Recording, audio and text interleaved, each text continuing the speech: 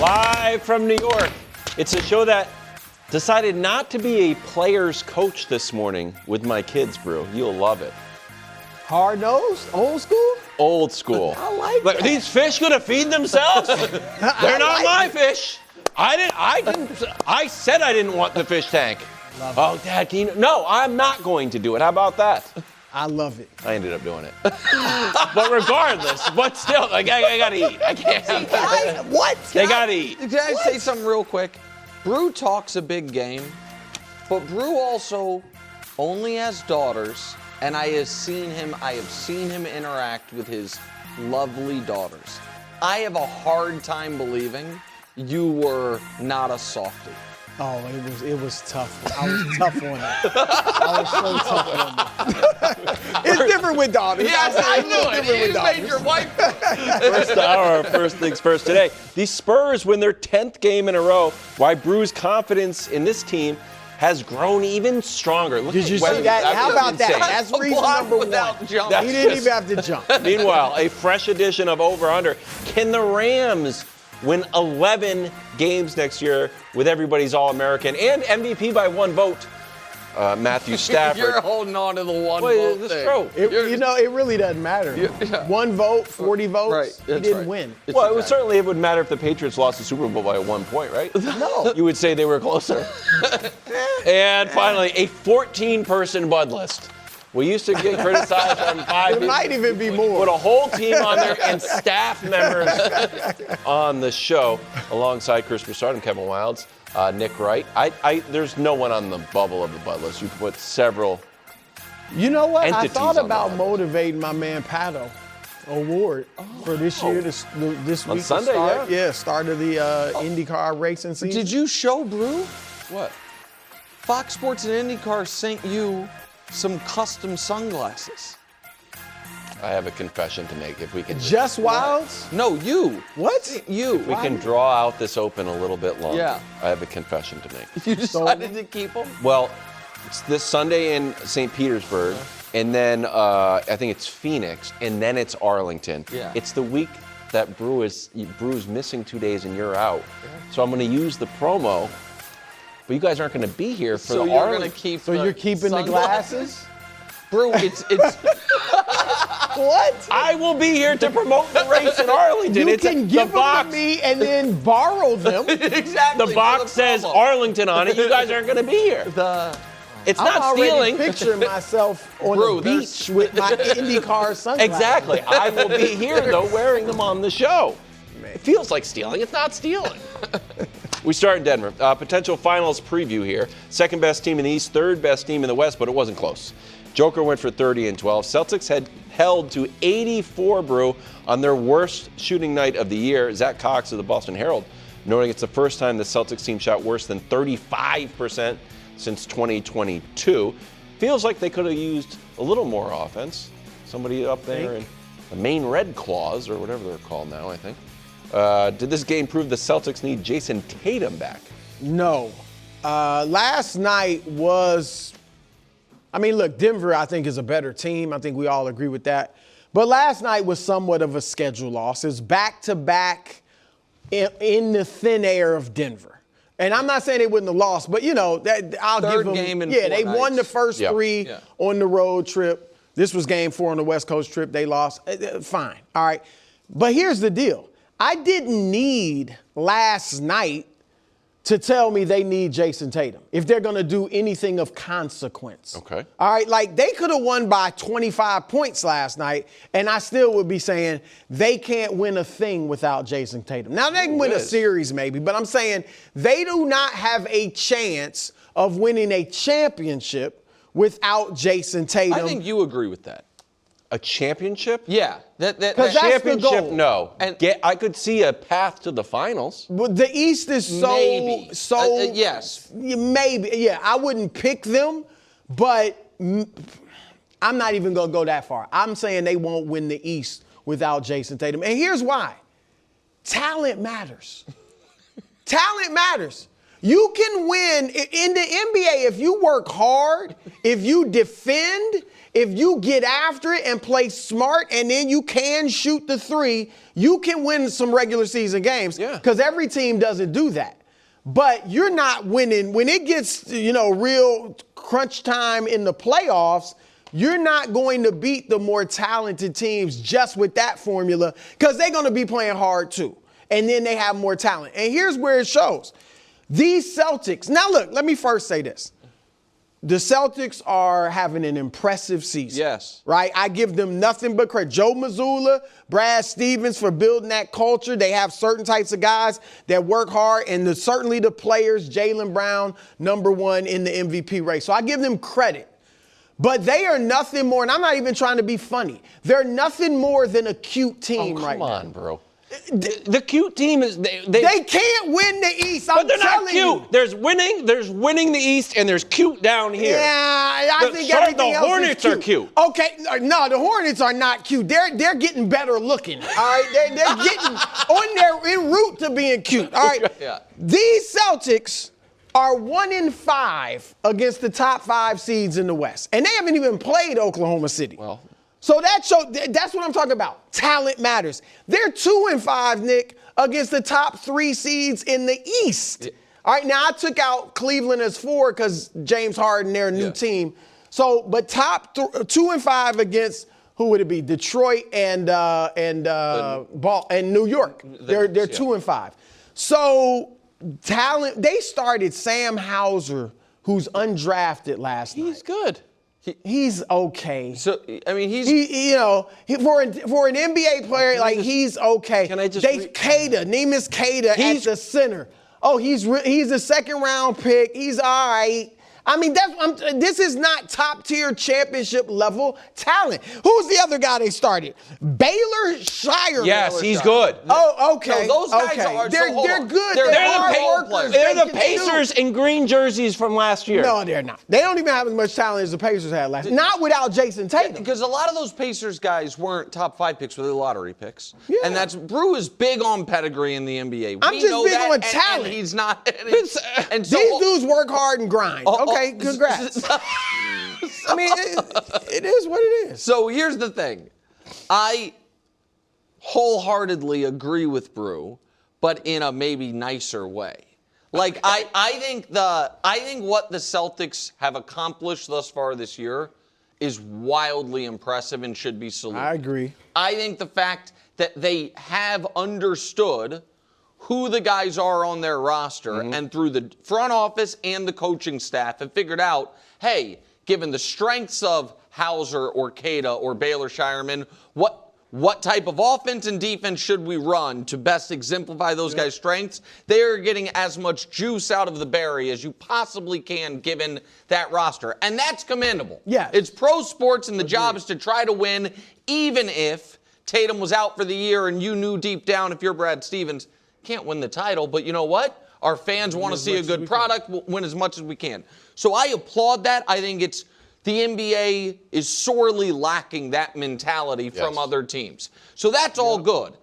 That can be true while also being true that if Jason Tatum doesn't come back, they cannot win a championship. And for a team that in the last 5 years has been to the finals and won a finals and has been on really perpetual deep postseason runs for the last 20 years almost, basically since the big three were here. Brown's been to 6 conference finals, something like that, 5 or 6? Right, and so it is truly L-Bob, Larry O'Brien or La-Bob or whatever you call it. So if Tatum doesn't come back, I would say OKC can win, Denver can win, the Spurs can win, Detroit can win. Even though I wouldn't pick them, Cleveland can win, the Knicks can win. I'll include Minnesota and Houston as teams that could win. Sure. And I might even throw in Philly and the Lakers as a 1 in 100. Oh my gosh. No, I'm above saying the Celtics? Without Tatum, correct? Because the Lakers. I honestly think they're probably better than the Celtics. Guys, no, hold on. I know this. They're the best. It's the best defense in the league. You just have to blindly don't just say I will give the best NBA defensive team a chance to win the title. But I don't think you're giving them a chance to win the title. I was putting a small club of Spurs, Nuggets, OKC. I put Sixers, all of a sudden, Lakers are there. I put Sixers and Lakers purely because the 1 in 100 shot, a player like Embiid or Luka just goes basically 2018 LeBron mode, which, by the way, he didn't even win the title that year, but something like that. Which is why I've been very pro Celtics this year. I'm trying to set this up as almost a hero's journey for Tatum, because I think it is a false, incorrect analysis, folks being like, man, we love Jason Tatum, but we're a little worried that he could mess up the thing we've got going, because I think what the Celtics have going right now is wholly irrelevant if the goal is to win a championship. Yeah. Because what you have going right now is an awesome story and is an awesome season, but it can't result in a title.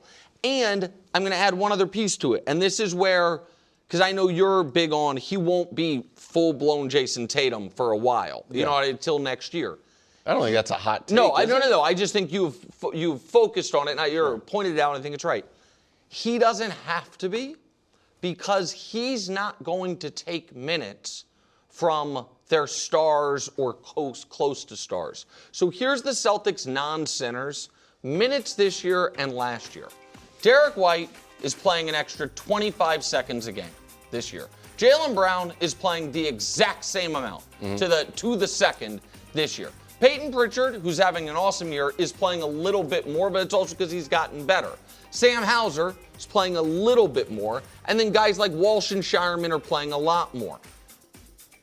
When Jason Tatum comes back, Derek White, Jaylen Brown, Peyton Pritchard are still going to be playing those minutes. Right. He is going to be taking minutes from Hauser, Walsh, and Shireman. And Jason Tatum at 60% is better than Hauser, Walsh, and Shireman. So, White and Brown and White and Peyton Pritchard were playing those minutes last year. They're playing them this year. So he's not going to disrupt that. But they just lost to a Nuggets team badly that didn't have Aaron Gordon and essentially didn't have Jamal Murray. He left after the first quarter. Minutes, right. And so it was a reminder of where they are right now in the ecosystem. And that's not a bad thing, KW. But no, you got to stand up for him. You're saying we're wrong. You think they could win something without Tatum? My expectations of the Celtics before the year were obviously not championship or bust. They were more aligned with the Pacers, two playoff teams that had their star player pop his Achilles. The Pacers have largely given up on this year. Yes. The Celtics are in second place. So I feel like a deep playoff run is a success. If they fall short of a championship, I'm not going to be upset. If they get to the conference finals and have a nice battle with the Knicks, I'd be happy. I'd be happy with all of it. So I'm hesitant to rush what I think is a 2-year injury, or at least a Kevin Durant 500 days of non-basketball, to get Tatum back for a championship that I didn't necessarily want. Not want, but didn't expect, but didn't come close to. I thought we were going to be the Pacers, and now it's like, no, he's got to come back. Well, I don't think anybody's saying he's got to come back. I think he might want to come back. And the point I'm trying to make is, if he comes back, it can only be, again, barring further injury, but we'll just set that aside, because if he comes back, it's only positive, because they can't win without him. They can't win at the level we're talking about, so it gives you a chance that they can win. Do you think that'll be the reception, though? I think it should be the reception. It should be. I don't know that it will be. I think it should be the reception. If he were to come back, play great, close to what he typically is, and they get to the conference finals or further, don't win the championship, though, I think that's great. I think the only way to assure it of being a positive narrative from Boston fans is if he doesn't come back, and then they lose in the first or second round. If he comes back, the pressure is going to be ratcheted up. If he comes back, people will start expecting, even if he's 70% of what he typically is. People will start expecting, oh, they can win the East. And you would think maybe they can. But that's going to put pressure on him. I don't want to be negative, but it's not like we haven't seen Jason Tatum have bad playoff games. No, we've seen him have great playoff games and bad playoff games. So if he has a bad one because of the Achilles. No, I mean, that's fair. Like he could get criticized. And I don't think it would be fair. But I think if he came back and they lost in the first round, maybe even the second round, people might criticize him, unfortunately. All right. I don't even know what I want at this point. Yeah, you're all. I want to. But look, he might come back and play very well, and give them a legitimate chance to win the I championship. think they probably have a legitimate chance. Without him, no. If you're saying the Lakers. Stop it. No. I'm Meanwhile, in not Toronto. saying the Lakers either. You said it. You said it. I heard you. Wemby had a quiet night, but the Spurs won their 10th in a row, bro. Devin Vassell stayed hot, led the Spurs with 21 after a game of 28 against the Pistons. How efficient is he? Well, the last 2 games, he's shooting 70% from 3. Have the Spurs proven to you that they're more than just a Wemby-centric squad? Yeah, well, look, they are Wemby-centric. I mean, he is the hub and the anchor of everything that they do. Jeremy Sohan, who started for them the past few years, is now in New York having trouble getting off the bench. So having a guy like Wemby defensively, it helps you out because now you're picking up full court. I can get after guys on the perimeter in a way I might not be able to if I didn't have this guy backing me up. Offensively, he draws attention, and now that opens things up for us. So they're all benefiting from him being the centerpiece. But he's not obviously not ball dominant. They don't run everything through him, which sometimes I wish they run a little more through him. But they have 3 perimeter guys that I think are certainly all-star caliber.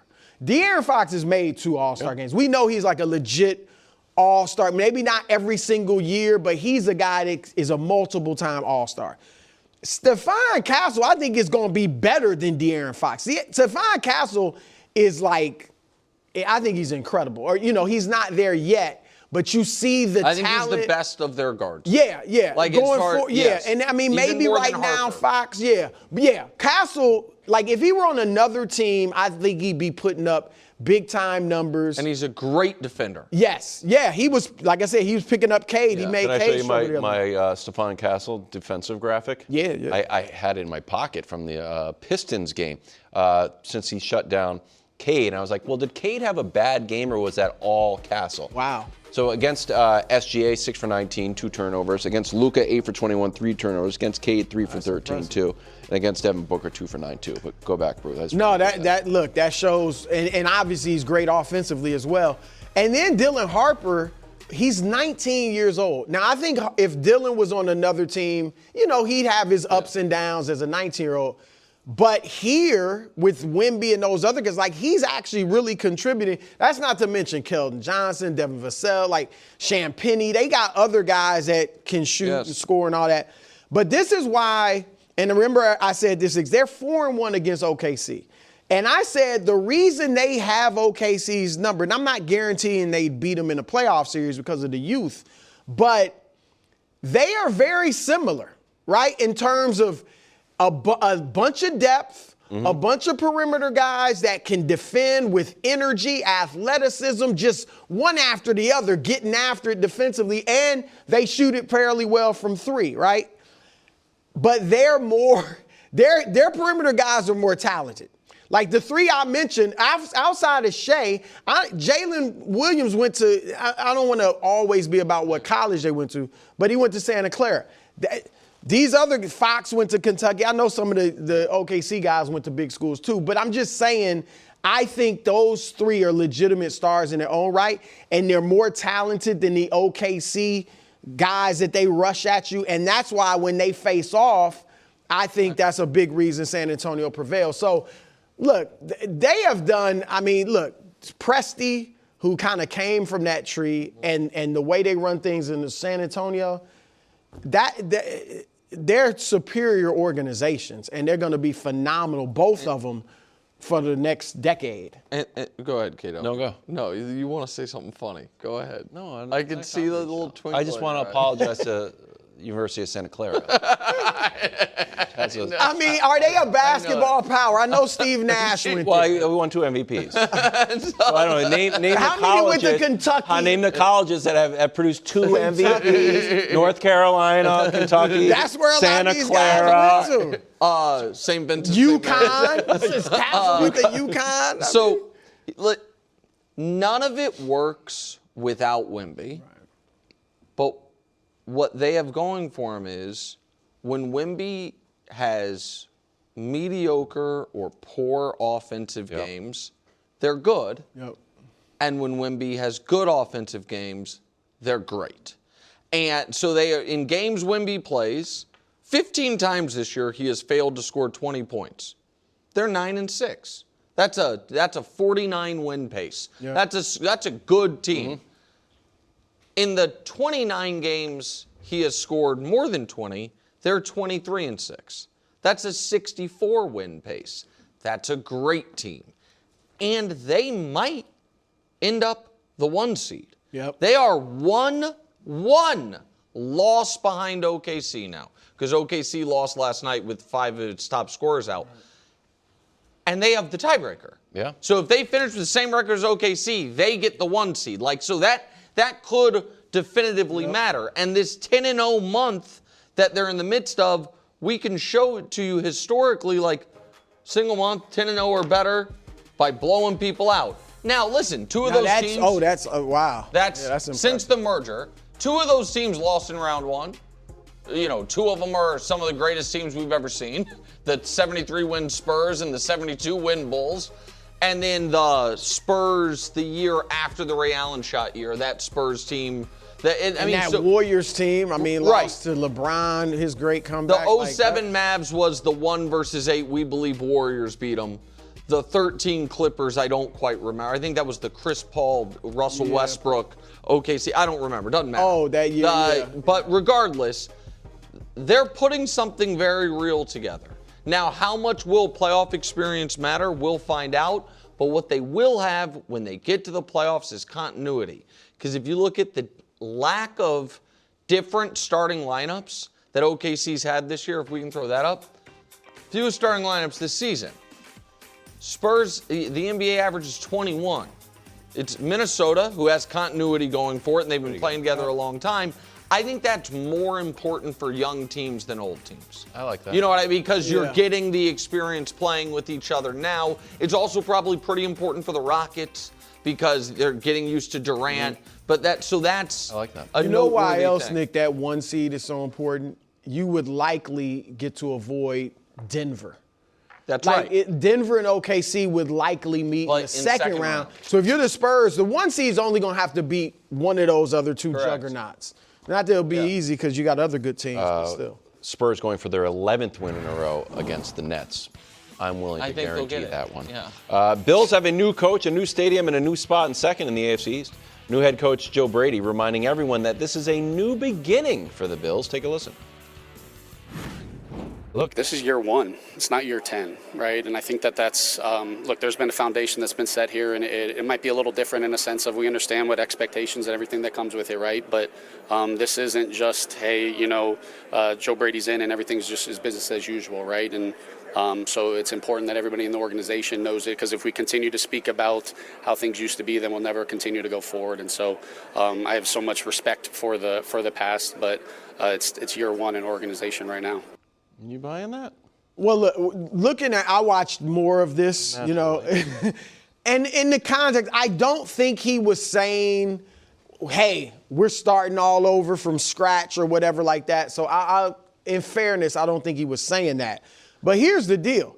He's right. It's not year 10, but it ain't year 1. It's year 9. All right. And that's Josh Allen's 9th year. And they are S.B.o.B, period. Yeah.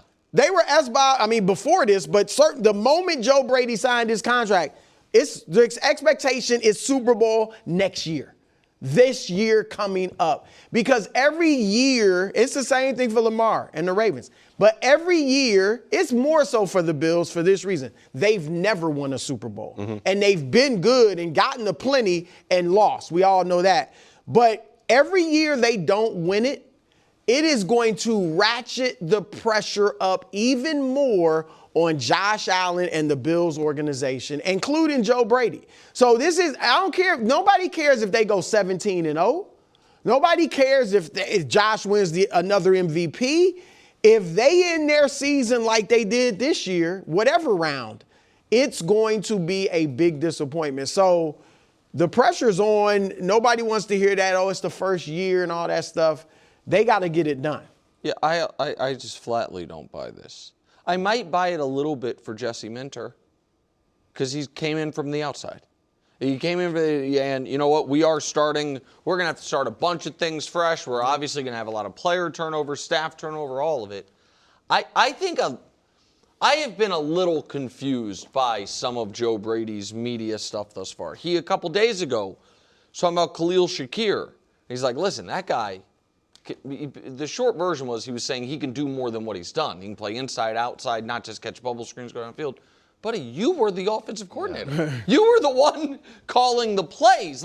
And so I'm not going to, prematurely judge it. And I do think there is something to be said for a team that's been as close as Buffalo to stick with continuity, to want to go with, hey, we needed a new voice, but we didn't need an overhaul. I think that might be smart, but it is, to me, just objectively inaccurate to be like, this is year one. No one will look at it like that. No. Because the person, to Bruce's point, under pressure, the face of the organization, the reason we talk about the Buffalo Bills is about to be in year 10. It's year 9 for him. And he sat in on the interviews. He got, it's seemingly your relationship with him is what helped you get this job. Like, there is going to be, in my eyes, as much pressure on Joe Brady as there would have been on Sean McDermott.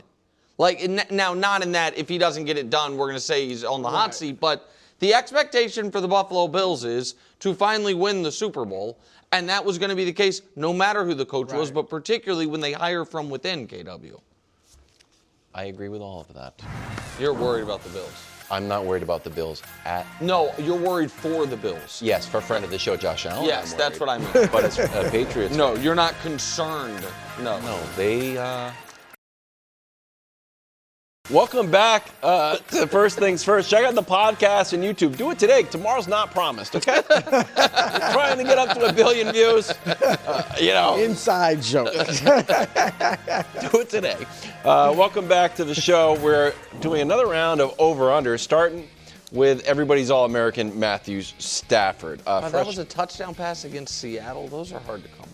Not for him, because he's got 220 more games of experience. Now. Craig May slowly get there. Fresh off NFC Championship appearance, over-under is set at 10.5. Let's look at their non-division opponents. Their division should be pretty tough. They're home against Cowboys, Giants, Packers, Chiefs, Chargers, and Bills, and on the road in Philadelphia, Washington, Tampa Bay, Vegas, and Denver. Very tricky. Nick, you love this team. The schedules look you do. I do love this. This one looks very tricky to me. I like the extra home game. I'll tell you that much. Okay. I never know. People going on. I haven't looked at the international. What's going to come up with the Jags? I think they are the team that plays the Niners in Australia, right? I think it's Rams Niners in Australia. You know what? Fact check me on that. I could also argue the Rams never have home. But I totally. The Cowboys game's actually on the road. The Rams have better home crowd than the Chargers in that stadium at this point. But I'm going over. This isn't even in pencil. This is in Etch-a-Sketch. You just shake it. Oh, yeah, okay. You don't even need an eraser. Yeah. But right now, if I had to make my NFC pick for next year, I'd probably pick the Rams. That's not. I've been. You know what? That's not. What? What do you mean? He's not going to pick them, and then he's going to play around with this little side. You ever watch the YouTube analytics where it's just it spikes if something interesting happens? It's not happening. No one's like, oh, guess what? Nick is flirting with the Rams. Right, exactly. We've done 2 years of bits about it. We know. I've got the over. You kind of like the Rams, but never enough to commit to the Rams. I think the Rams have been banging on the door for years. They got through, and then the last few years they've been right there. They have given the last 2 Super Bowl champs their only close game in either of the last 2 postseasons. That's a good take. And I think Stafford it showed last year he's as good as ever, if not better than ever. I think they'll have their key pieces back, particularly on offense. I like the over. I'm glad to see everybody's All-American back. But there's a part of me that fears maybe he should have walked away on top. Well, that wouldn't have been on top. I mean, but he had a great year. He Yes. won his first MVP. Everybody loves him right now. Yeah. I'm going under. Wow. He'll be 38. I'm certainly not going to say he's half-hearted into it because he's questioned whether or not he wants to play the last few years and obviously played well. But look, Sean McVay, great coach, unquestionably. 3 of their last 4 years, he's 10 wins or under. So that he's not a guarantee that they're going to win a ton of games just because he's a great coach. Defensively, they gave up, 31 to Carolina, 31, I believe, to Seattle and losing in the playoffs. They weren't Second good half after of the Thanksgiving. season, they weren't as good defensively. So I'm going to, again, we know it's all in pencil. Right now, the division's clearly tough. I'm going under. I think the Niners are going to be healthier and good. Obviously, Seattle's there, and then we saw their schedule's fairly tough. So I'm going under. I agree with Brew. Here's why. Every team's either going to be better, worse, or the same. Great take. What the YouTube analytics do on that gem of insight you just gave the audience? Thanks for that. That wasn't a take, that was a preamble. Oh, okay, thanks. That being said, they have the 13th toughest schedule. Yeah. But the strength of schedule is only based on last year's win totals. Right. So the Chiefs are right there with the Saints as Yes. far as the math Yeah, goes of 6-win teams. I think the Cowboys are going to be better. I think the Giants are going to be better. The Chiefs are going to be better. If Joe Alt is healthy, we know the Chargers is going to be better. Commanders with Jaden will be better. Right. Raiders, a little bit, maybe, I don't know. No. Broncos, Eagles might be the same. But that's where I disagree with you. Give me your paper real quick. Because, by that same thing you're doing, you think the Broncos are going to win 14 games again? Well, they might not win as many games. Well, but that's right. Exactly. But they might You be think better. The Chargers, I they think won that's 11 very games possible. last year. I think the Chargers will be a tougher team. So I don't think when we say, it's a tough division, it is a tough division. It's damn near impossible for the division to be tougher than it was last year, and they smashed the over. They would have smashed this over last year. The Niners, the two other teams in their division were playing each other for the number 1 seed in game 272. Yeah. It's hard to have a the tougher Niners division. will be better, though. I do not think the Niners will have a better record than they did last year. Well, maybe not record, but be a better team. They might have a better record. And I don't think Seattle's going to have a better record than they did last year. Probably not. So when it comes to just picking win totals, I'm less truly concerned about overall quality of, are the Niners better? And it's more about there's only 272 wins to be had across the league. How are they going to be dispersed? And so They can get got. They can get got. They can get got. they've been, They're great against Seattle. Look, he's not going to pick them. He's going to pick Chicago and then flirt with the Rams. No, he's not going to pick Chicago because Danny's on that Chicago might corner keep like him. nobody else. We'll see. I might pick Seattle. This is second team. Don't pick Seattle. I picked Seattle. Exactly. Packers win total is at 10.5, Brew. Are you going over or no? You sorry, don't even need to ask me. Falcons, Bills, Panthers, Cowboys. Ooh, that Cowboys game in Green Bay is fun. Texans, Dolphins, Rams, Patriots, Saints, Jets, Bucks on the road. Packers. I think I may have been a year early on my Packers to the Super Bowl pick. Michael will be back maybe for the start of the season, week 3, 4 for sure. Okay. They're going to be. Remember, last year, we don't think of this because they've been in the playoffs a few times. They were the youngest team in the league last year. All right? Yeah. Jordan Love had his best season and seemed to get rid, early on he had some moments the Jordan Love moments, but later on he was strong. And look, I would love to see them, and I guess it's possible they get a better receiver. Maybe Matthew Golden will turn into that true number 1. They need a true number 1. But assuming Micah's back healthy, Matt LaFleur, too, who I think is a very good coach, is on the hot seat. Yeah. And I think that'll motivate him. I don't think you can say he should be if you just look at the results. But I think it's crazy to have him on the hot seat. But again, I think that could work in their benefit because he knows, man, I got to have a great season. And so I think they're going to be the over. I'd take the under. You still have a good season, still going to make the playoffs hitting the under. That's a big number. You lost your defensive coordinator to a head coaching job, which means you lost it. It's always more concerning to me when you lose a coordinator because he was so good that he got plucked, rather than we are making this choice because we think we can improve in that spot, meaning you didn't want to lose him. I think that Micah's return from an ACL is a bit of a black box at a position and a style of play where what makes him so special, one of the things is his speed, his burst, his athleticism. So even when he is back, how long until he looks like Micah? I do think that and it's also their star receiver, tight end. Tucker Kraft's coming off a major injury. Now he'll be back, but it's all the backup was pretty good. And the backup was supposed to be the better player. The Kraft just kind of exploded onto the scene. All of that aging running back, I'll just take the under for now. I'm also going to take the under. I'm waiting for Jordan Love to make the leap. No, We can't have this conversation every offseason. No, but he could. But he also, I bet Brew will agree with me. He could never make the leap and just be solid. You know what I mean? Like somewhere from the 8th to 12th best quarterback in football year over year. You can win it that way, obviously. And Dak Prescott, I think, never made the leap. Like he was consistently. He was like an MVP. He had an MVP candidate. He had an MVP candidate year, and I think Jordan Love might have one of those in his future, and still never just be like the perennial elite quarterback. Like, but if he's in the MVP mix. Yeah.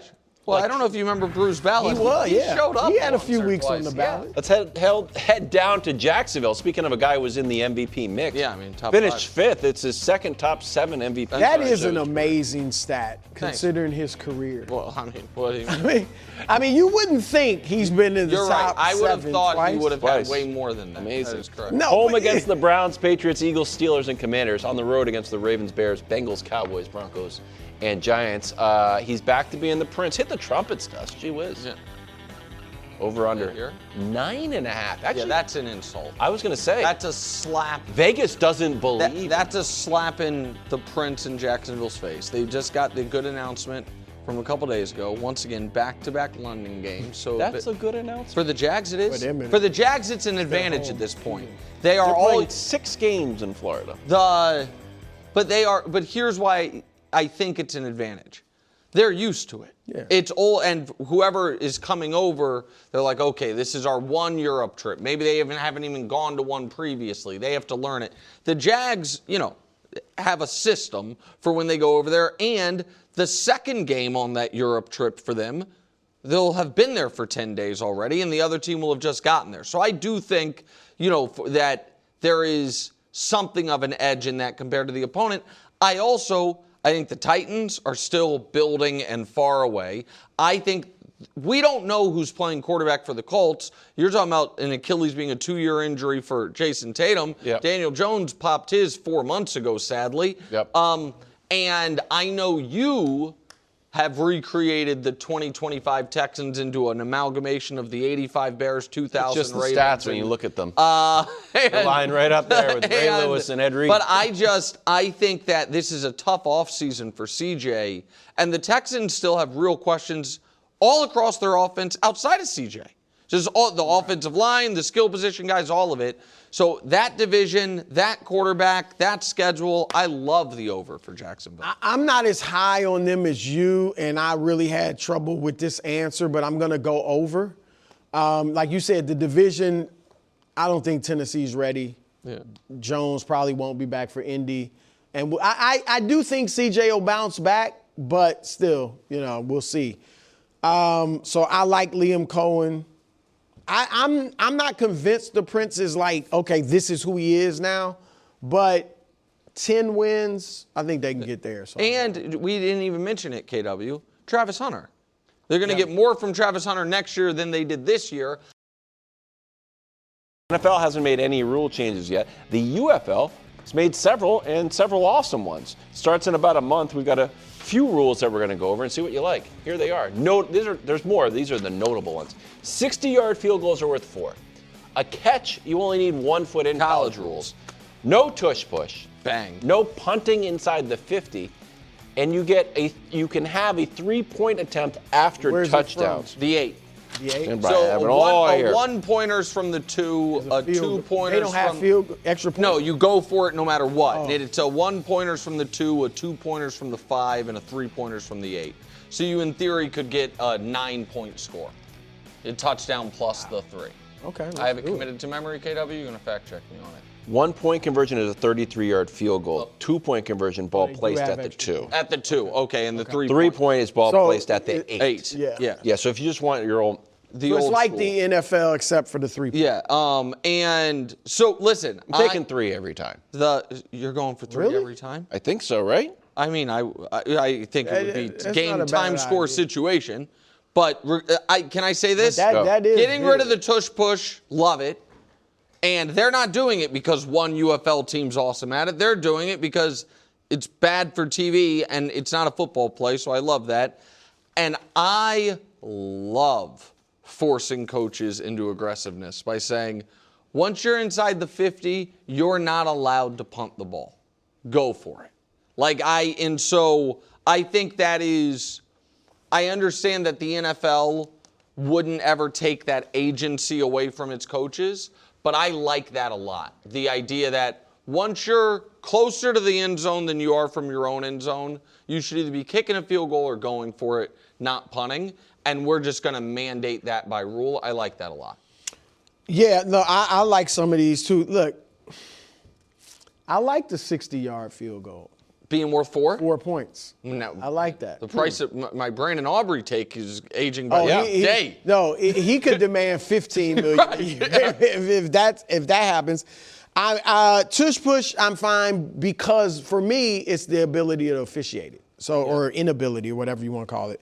I don't want the 1 foot inbounds. I think the best receivers obviously in the world are in the NFL, and they're capable of doing it with 2. Has anybody?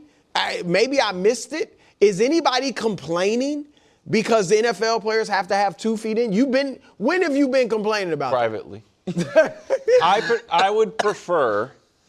I'm a fan of the spectacular. I agree. And it's a rule change that's not revolutionary.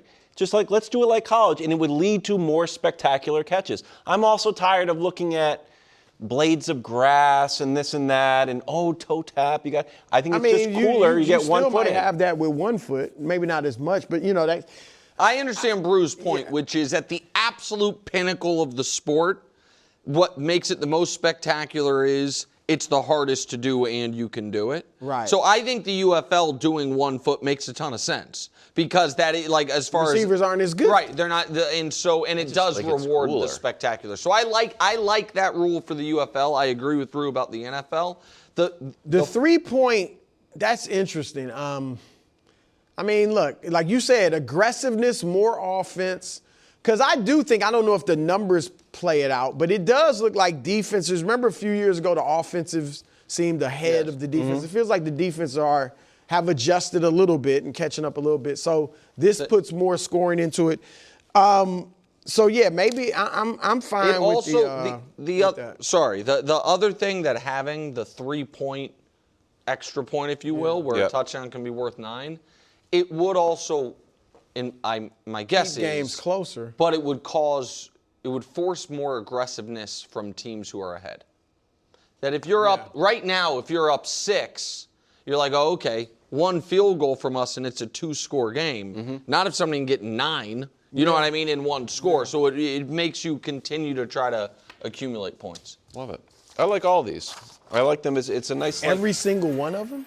Wow. Well, I've got 3 pages of them. I don't know if I love every single one. Live from New York, the show that had to make a quick run to the post office today. Not too much traffic post-Christmas after Santa's letters. Second hour, first things first. What a show we have today, huh? We're all just lucky to be alive. Today, Aaron Rodgers to the Vikings. Very interesting. Vikings GM said, you know what? Everything's on the board. I think Brew likes it. Brew pitched it as a question. Sometimes he pitches questions that he wants to just roast. Then like, hey, Brew, you like? He's like, wrong. Why would you think that? Meanwhile, the Patriots, Jaylinn Hawkins, number 21, joins the show. I've got 50 questions. Nick and Brew have 2. So we'll see how that one goes. He makes some nice picks. I'll give you. He's a great player and very versatile. Also a free agent, so I'm going to try to. He might not even be with your team next year. Yeah, that would hurt my feelings. Right now, it's time for the most motivational segment of all of sports. Also a time where we read some viewer mail. We get all sorts of mail, all shapes and sizes. Sometimes I get huge packages. Sometimes just little notes, almost like Little notes. little notes. With no address or stamp on them? I don't know. How do they get, they just get delivered to the mailbox or like slid under your door in your shared office? It was just here. Okay. Just ripped it in half. Doesn't matter, it's so little. Dear Wilds, love the show and glad everyone is back. Well, you and me both, friend. Is it true? As Brew mentioned, Nick was just playing cards out on the West Coast. Cheers, Ryan and Brian. I tried to say no. Brew said yes, and then Hubs, who does follow, is a bit of a card player himself, said, we do have some visual evidence of you out west playing cards in a vest. Do you wear a vest? No, what is this? What? Jackson Blade. What? Jackson Blade is looks there. great. I look terrible. It's not. Well, He said you were at Guacamole Joe's. No, it's Artichoke Joe's. And you don't have your highlights in. Not- That's part of the problem. Or your dog's out. He told me. He's like, do you want to watch a poker highlight? You were about to show. I was like, sure, I'll watch one. I sent it to you. I haven't seen it yet. We're gonna watch. Brew and I are gonna watch in the break. How long is it? 4 minutes? Yeah. Wow. You want to watch it? Not for 4 minutes. 40 seconds, maybe. It's at 4 minutes. All right, let's get to it. At number 3, LaMelo Ball. Here we go. I said something in the break that I think this will surprise you guys. 'Cause just initially, once you think about it, you'll be like, yeah, this makes sense. Okay. This is his 6th year. Yeah, that makes sense. Yeah. That didn't knock you a little. That was it? Maybe You teased because that he's for been, 10 minutes. He's been injured a bit. He's, kind of off the radar because the team's back. It just feels like, man, he's already been in the league 6 years. You know? Yeah. Came in as such a ballyhooed rookie. Was rookie of the year over Anthony Edwards somehow.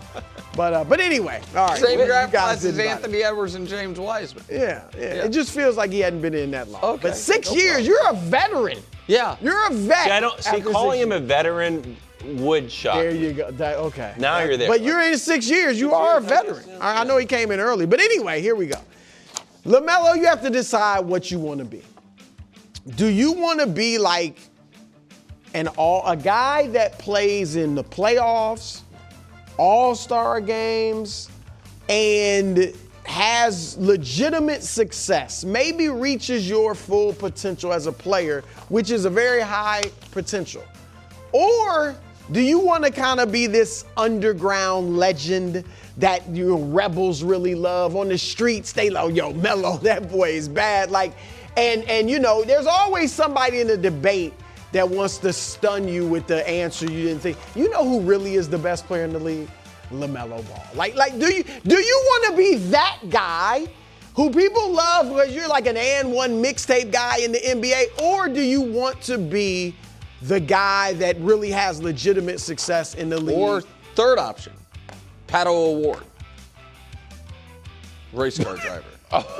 Is that who you wanna be? I'm trying to stay away from that. That was a little more demolition derby, by the way. But anyway, here's the good news, Melo, because you want street cred. You can be both. Wow. You can be both. You are on the right track on the court. Off the court, on the court, you're on the right track. This year, you have taken your shots down from 21 a game last year to 17. That's a 4-shot drop. Good on you. Your turnovers have dropped from 3.5 per game to below 3 a game. You're starting. I've been clamoring for this for the last few years. You're starting to play winning basketball, all right? And you got 2 other young guys to run with you. Khan Knipple, the rookie, who's playing well. Brandon Miller, who's looking like maybe he'll be a future star as well. You guys could be a nice big three. You've won 12 of your last 15 games. You've gotten into the play-in spot.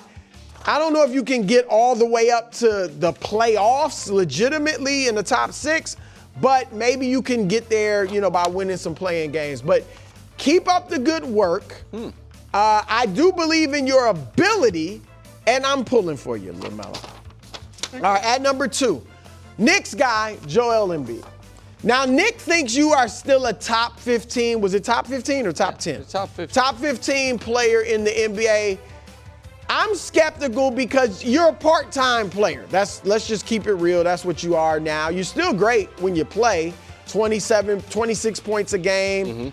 Only about 7.5 boards, but hey, I get it. Your body's been sapped because of injuries and things like that. I'm not putting all of that on you. It is what it is. But here's the deal, and Nick kind of mentioned this.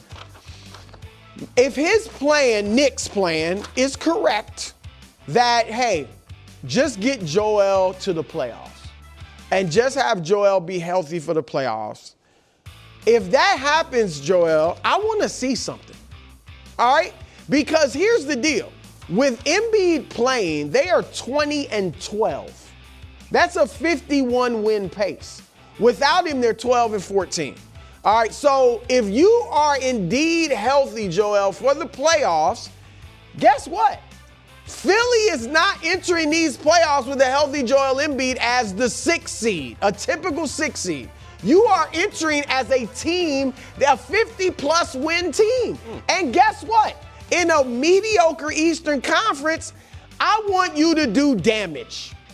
I want you to do damage. If that's the plan, if you are healthy come playoff time, Joel Embiid, I expect you to lead the Sixers to some wins. All right? Now, you haven't been a great playoff guy. You've been injured, missing a lot of games. When you play, you're 70% or whatever. So I get it. But if you are healthy this year, I want some playoff success. What is success? When will you be happy? First conference finals. Conference finals? Yeah, I mean, look, if he's healthy, if he's legitimately like 90-something%, Okay. and he's playing with Tyrese Maxey, who's having an all-NBA year, and then you got Edgecombe, you got some other decent players, I don't think, you can write them all. I shouldn't say. That's why I you had might them on my not list pick them earlier. for the conference finals, but you can say they have a legitimate chance. Also, KW, did you get the bar? You got to read it out. I like it a lot. A healthy friend is a friend indeed. You spent a lot of I creative didn't get it energy at on first, I think and then I I said didn't it in even my see it head. till I you was like, said I it. got it. Excellent. It doesn't Joel? qualify for the spot bonus, but it is good. I'm pulling for you. All right, at number 1, the Knicks. The whole team. Everybody. Because I could just focus. I put him on the Bud list before. I could just focus on Cat, Karl Anthony Towns. But it's not just about Cat. No. He has to play better. He has to play strong. When he's at his best, they're a different team, a better team. But I don't want to just put it all on Cat. Jalen Brunson, Mikal Bridges, Josh Hart, so on and so forth, Mike Brown, Leon Rose, who has done a very good job with the Knicks. However, Leon Rose, you are the guy that fired Tom Thibodeau after he got to the conference finals and brought in a new coach, who I like, Mike Brown. But also, Leon Rose, you're the guy that gave up 5 draft picks, first-round picks, for Mikal Bridges. And if you had some of those picks left, guess what? Giannis would probably be a Knick right now, or certainly in the future. And so the whole heck, I'm throwing them all in. Spike Lee, Fat Joe, Tracy Morgan, Ramsey, our guy here. Steve Sharippa? I'm throwing What about all of Steve them. Sharippa? Yes.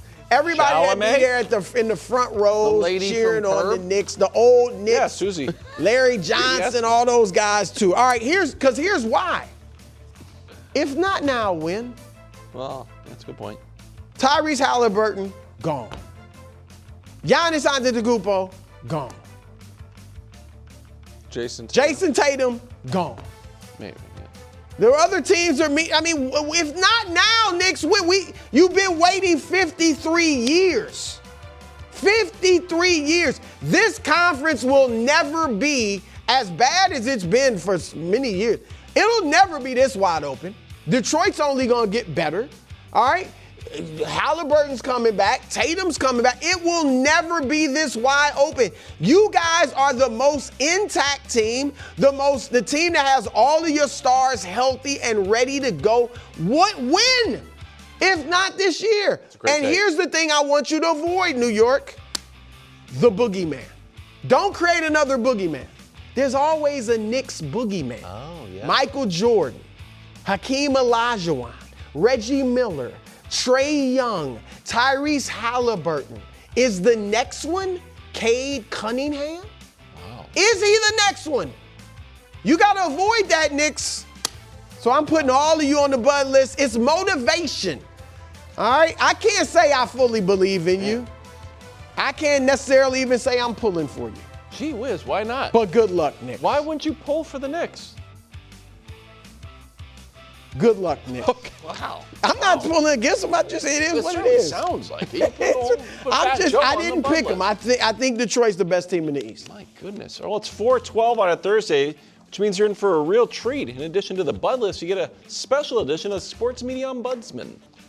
This week's edition of Sports Media Ombudsman would like to shout out a reporter, Jaylinn Harper of The Athletic, who I thought asked at the very beginning, and we're going to play the question and then the answer. The very beginning, it seems like an outrageous question, 1 second in, but then she expands on it to legendary skier Jaylinn Gu about a week ago at the Olympics. And I am playing this because as the show's grandfather, and because we now also need to, as Gianna has told me, reach a younger audience. Yes. I think Jaylinn Gu, who I understand for some people is controversial, just don't worry about that for a second and just listen to what she says, is some of the best advice for young people out there about controlling your own destiny and becoming whomever you want to become I've ever heard.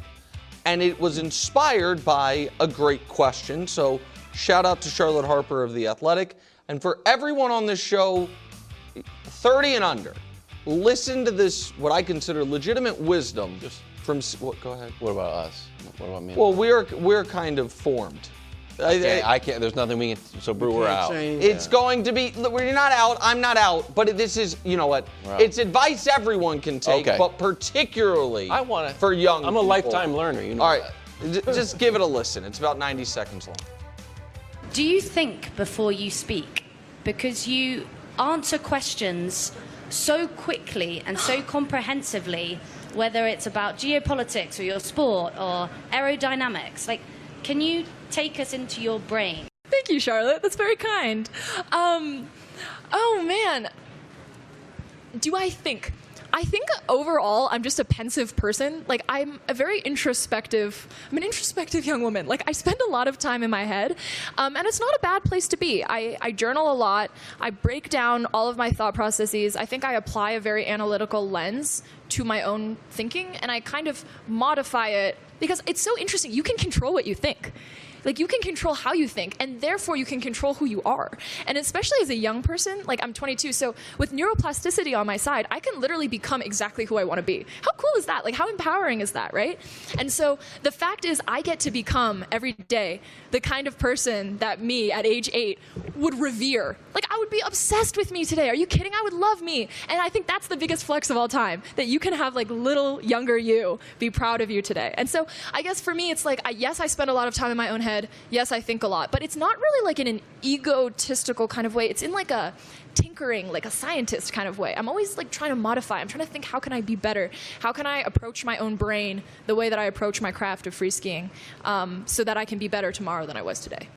I just thought that was awesome. And I think the lesson being for young people in particular, you literally can just become the person you want to become. Doesn't mean you're going to be a gold medal winner or whatever. You can't necessarily just create the professional success, but the person that you want to be, you can just slowly but surely become, I think is incredibly well put by Jaylinn Gu. And agency. Yes. Never give up your agency. And I think too many people are doing that nowadays. Yes. I can't, this is the problem, that's the problem.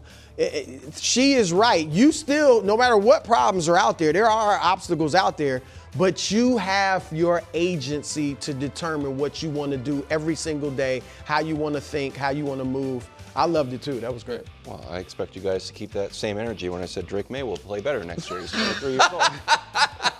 He's young and he's getting more experience and went through some hard times. I am putting NBA goaltending on the Bud list because it turns out most people, including the Lakers, Luka, JJ Redick, me at the broadcast, everybody, don't quite know the rules. So it was Celtics-Lakers. We'll run the full clip here.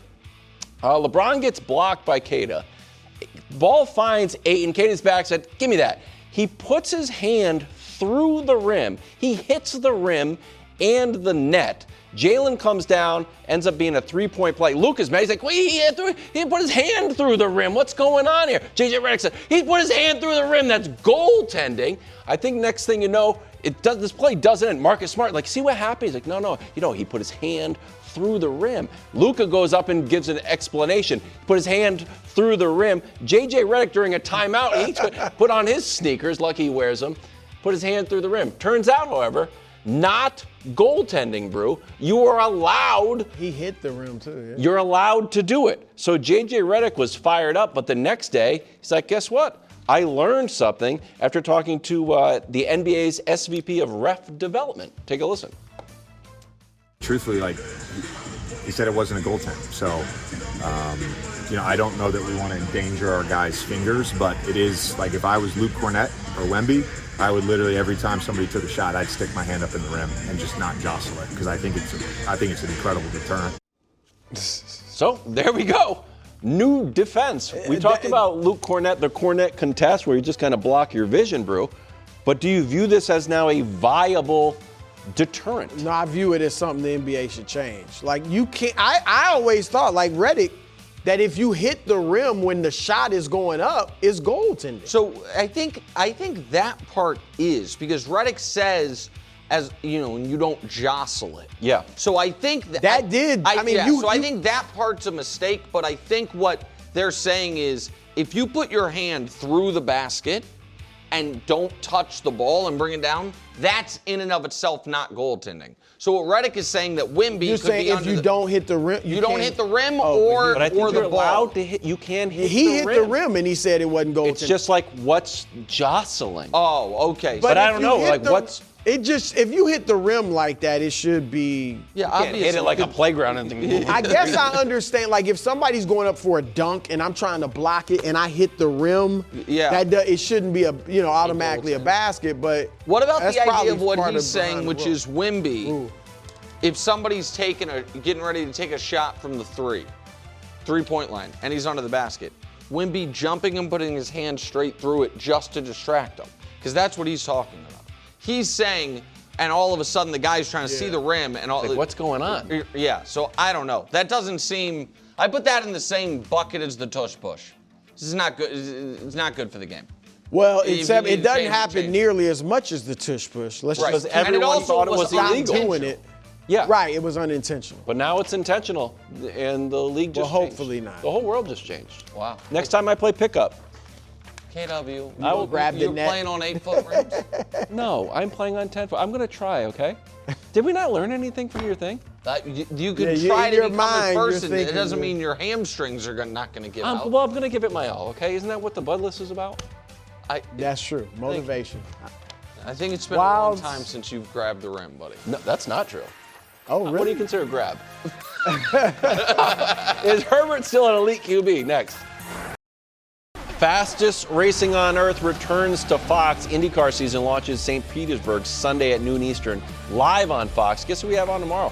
Friend of the show, Alex Palou. We kick around friend of the show a lot, but Palou might be one of our Most recurring guests? Yeah, probably, Yeah, right? he's one of it, but he's also just friend of mine and Bruce.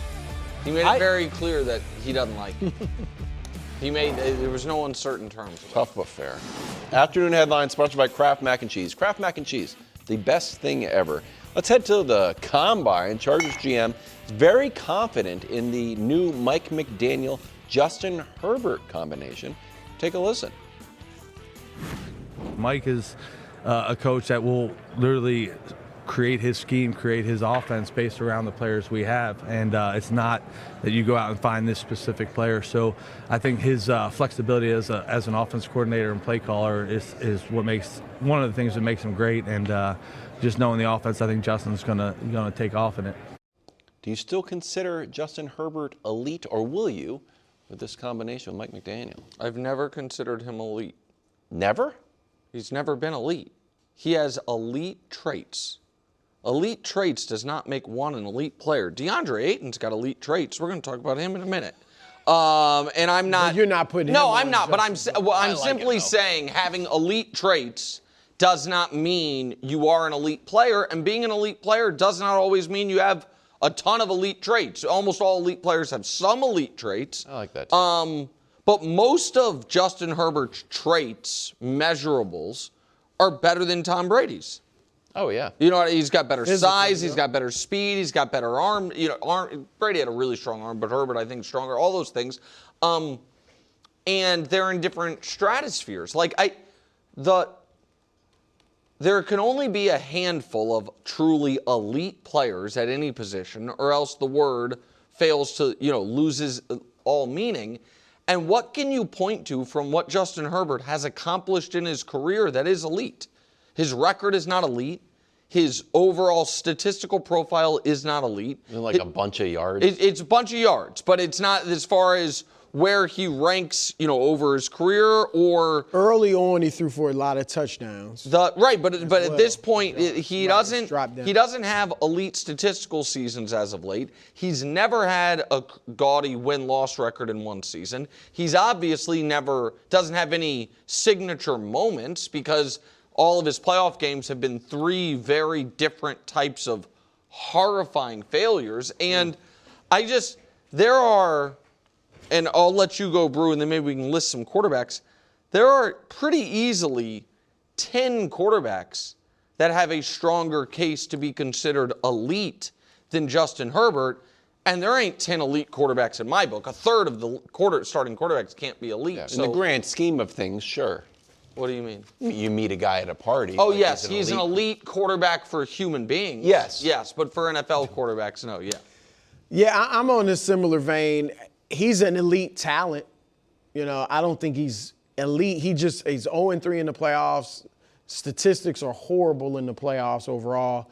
And like Nick said, last few years his numbers haven't been huge.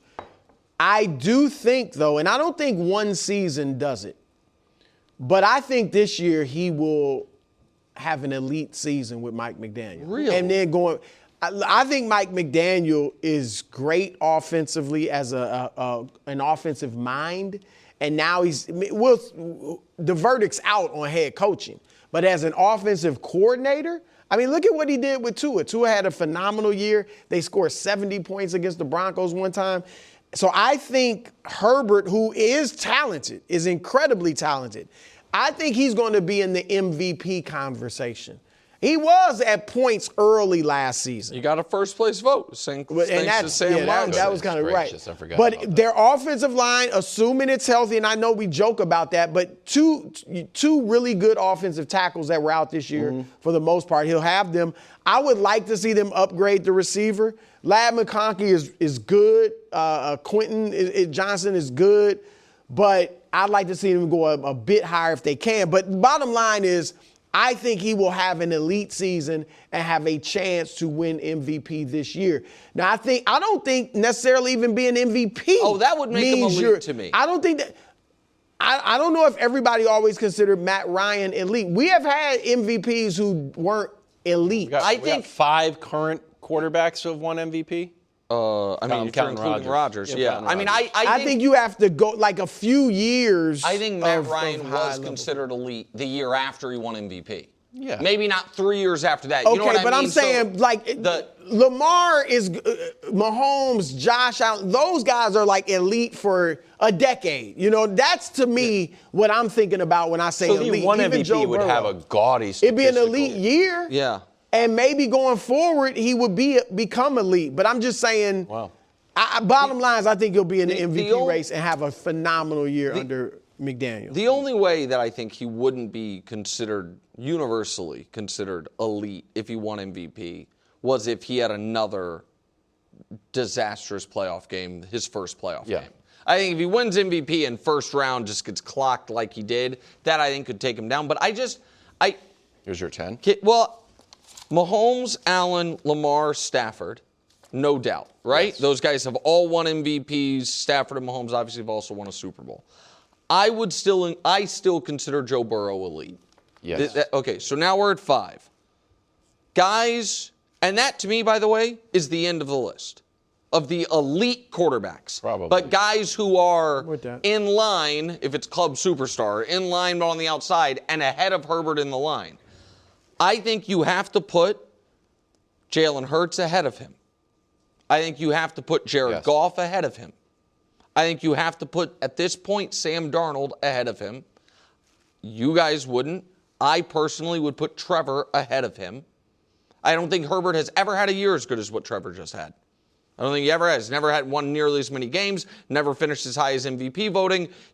Trevor also obviously has won a playoff game against him. But again, I knew Trevor would be a controversial one. But for me, and he is to me in the same portion of the line. So that's 9 guys I just mentioned, as Dak and Jordan Love, and they're there. Now the 2 young guys, Drake May and Caleb Williams, I would say also absolutely have elite traits. They're different, but I think as far as their physical traits and tools, they are elite like Herbert, but they have not yet accomplished enough to be elite. I think Drake is closer than Caleb is obviously on that, but I don't have him as a definitionally elite quarterback yet. I don't have Caleb. I don't have Jaden. And so we've now listed half the league.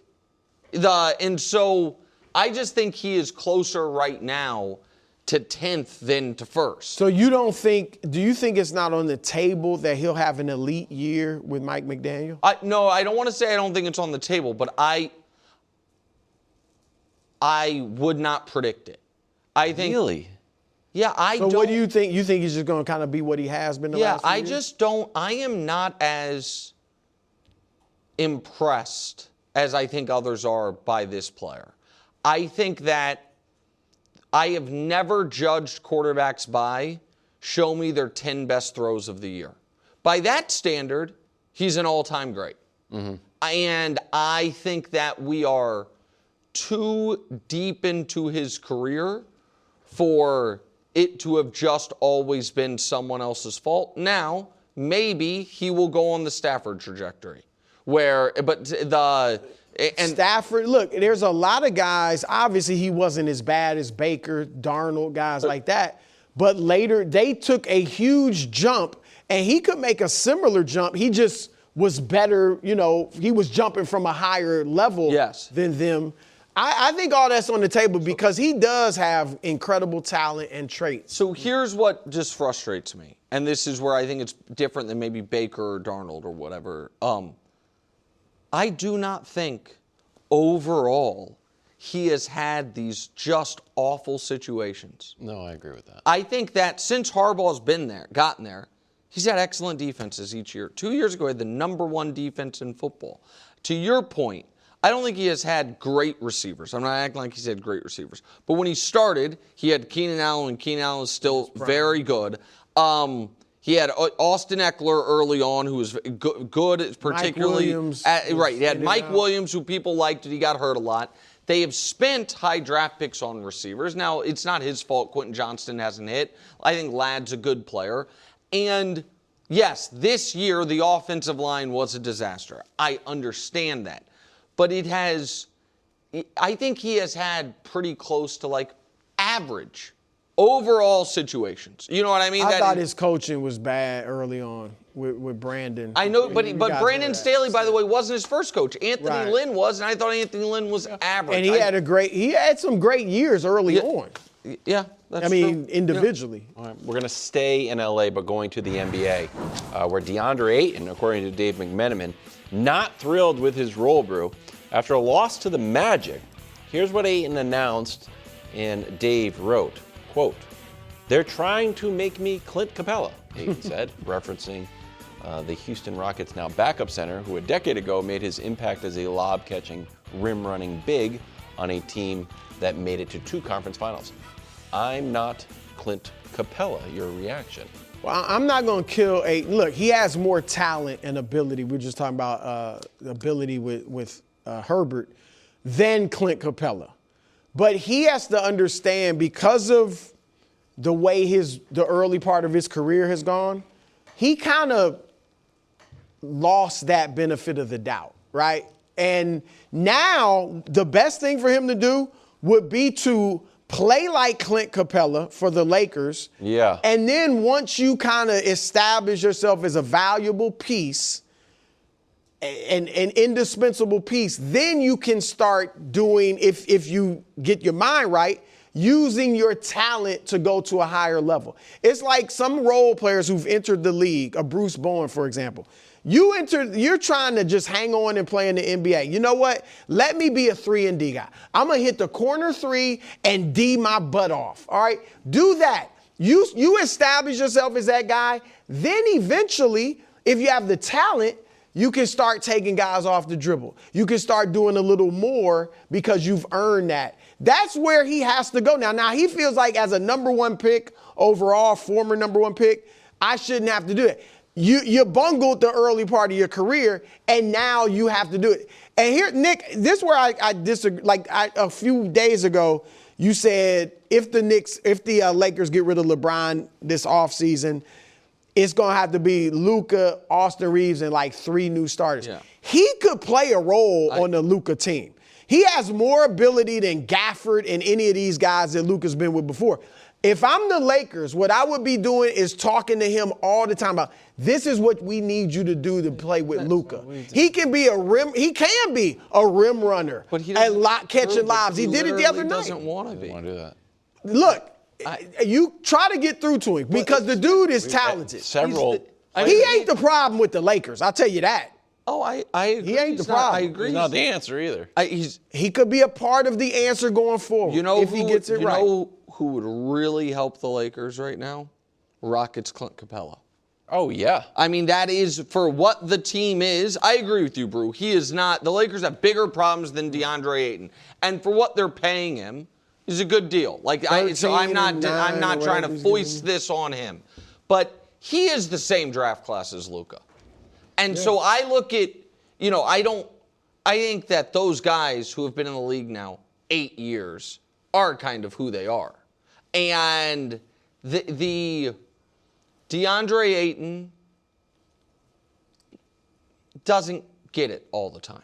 Right. And that's doesn't that's fair. And so it is what the Lakers desperately need is a defensive first, rim running, lob catching big man, which is why JJ Redick is trying to make him Clint Capella, because that's what the team needs. Or young Jared Allen, or, you know what I mean? There's been a lot of archetypes of that. Nick Claxton, for real. A lot of archetypes of that is exactly what they need. Daniel Gafford. Yeah. And you're right. He has a better pedigree and more. I like Daniel Gafford. Yeah, but Daniel Gafford, do you agree, would be better on the Lakers than Ayton? Because he understands his role and who he is. Patriots, Jaylinn Hawkins, free agent, hopefully future Patriot as well, joins the show next. Joining us now, number 21 for the AFC champion New England Patriots, team of the century, a lot of people call them. Even though he's a free agent officially, is Jaylinn Hawkins. Jaylinn, thank you for joining us. Can we just get this out of the way? And this might not be the most professional Don't start with this. thing in the world. I know what you're about to do. Don't do this. I have no power of the Patriots. I was just saying, on behalf of every fan of the Patriots, including and the Wilds family, who I said, hey, we're going to talk to Jaylinn Hawkins today. And Billy Wilds was like, tell him I said hello. We would like you back with the New England Patriots. So how is your free agency process? I know Elliott said he wants you back. I assume Vrabel wants you back. Continuity is very important. We did go to the So what does your free agency process look like? I would say right now, it's a lot. You're just waiting on calls, and obviously you're going through the process of talking teams and your agents figuring out what's best and prices and all that type of stuff. But, overall, man, I'd love to be back, in a Patriot uniform. I love the culture, the infrastructure, the coaches that we have over there, Vrabel. Everybody, man, I feel like it's home over there, and I'd love to be back, to be honest. Heck yeah. Congrats on an awesome season. You know what I mean? You've had a long career, but I think it's fair to say this was your most productive season by a decent margin. I don't know how much of that you attribute to Mike Vrabel and to, the new Patriot system, if you will. But I am interested in Mike Vrabel's story or anecdote. Wilds loves him. I think everybody has an affinity for him. We saw him in the preseason, was it? When he got in one of the fights with one of the players. We saw him in the playoffs. His mouth's bleeding. Tell us something about Vrabel. Man, Vrabel's it's like having a big brother as a coach. You know what I'm saying? With a little bit of father figure in him. You know what I'm saying? Because he got that disciplinary in him. But then he just also understands us. He's been in the league, played for a long time, had a successful career, but understands us as players and wants to get to know us and actually takes the time, you know what I'm saying, and is very detailed when we go out to practice and in his teachings and what he does, man. So I just think overall, man, he's a great coach. One of the best I've ever had, to be honest. And yeah, man. Good dude. Jaylinn, how long does the Super Bowl loss stick with you? Okay. Are you over that already, or do you ever get over that, or do you use it as motivation, or what?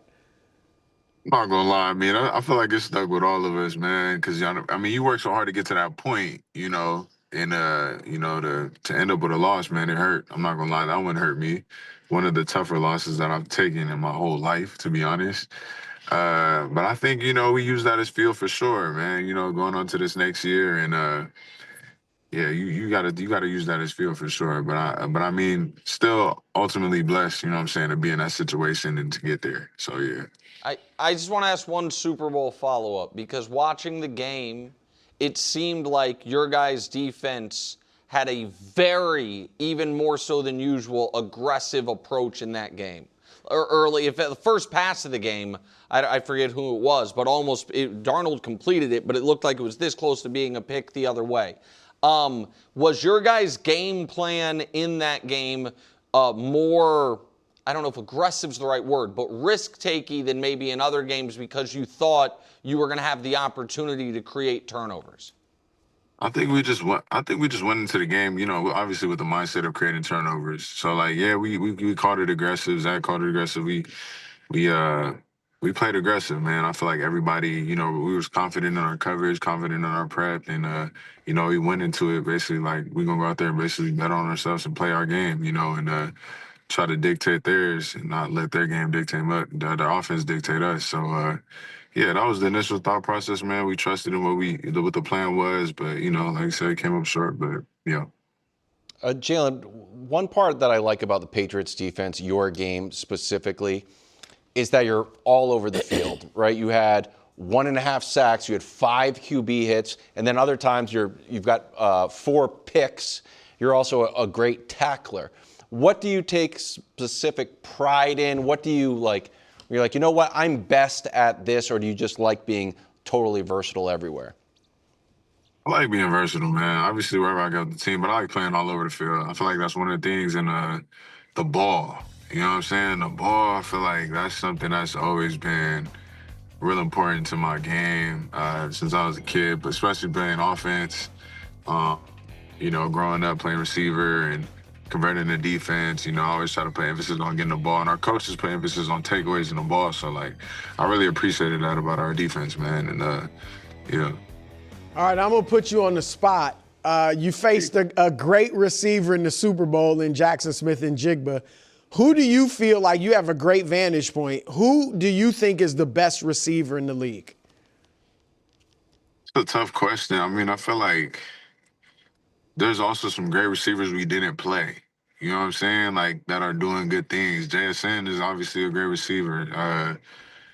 Every team has their guy. You know what I'm saying? So, it's hard for me to say who's the best because, everybody has different attributes to them that make them special. Everyone on the team, every receiver one on that team has a different attribute. And obviously, JSN, was the MVP, and his season was incredible. But I feel like everybody we played against had a guy. It's kind of a hard question to answer, I ain't gonna lie. So every number one's equal. Great Savvy answer. Everybody has different attributes. Savvy, no headlines. You did a good job there. Hey, I'm just saying. And then We have a running gag on this show. I don't know if it's gag. Sorry, KW. What's that Maybe mean? you take it seriously. But we call almost every great catch of the year. You might have had catch of the year against the Browns, I think it was. I think we can roll it for you. I'm just always curious how fast or slow your brain is going from the moment the ball is released to the moment you come down with it, or if there's no thought process at all and it's just kind of muscle memory at this point. let's say, man, muscle memory with also a quick thought process. I feel like every interception you get, you can't really process it very slow. Like, I see the ball coming and I'm looking it all the way in, but it's happening so quick, so my mind is processing it quick. Like, I see it, I'm focused to the tuck, if you can see on the film. But yeah, I feel like this is obviously reps though. You got to do ball drills. I do hella ball drills after practice, man. I catch about 100 balls a day, so it was cool to see that happen and see the hard work pay off from that. Right. You also didn't have a lot of game film of Dylan Gabriel throwing it that far, so you had to be ready. yeah. Sorry. Okay. Dylan Gabriel. That was me. That's a great pick. Go ahead. That's a great pick. Jaylinn, thank you very much. I'm sorry we have to say goodbye to you because I'm going to personally get on the phone with Elliot Wolf to get your contract done. So thank you very much. Hope to have you back and have a relaxing offseason. Hope to see you back in Foxborough.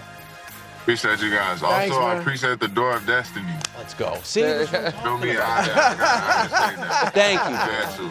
Thank you. Congrats on a great year. We can send Thanks, it to you. man.